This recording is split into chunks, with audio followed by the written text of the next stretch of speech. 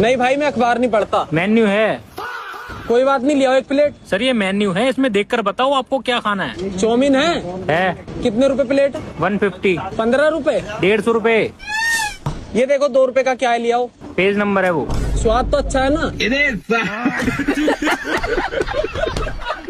देखो भैया, कितने का ये? 1200 का सिर्फ। हटो तुम। 150। ले छोटू, पैक कर।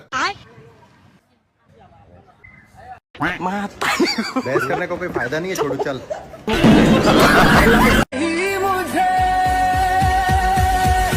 तेरी सांसों में।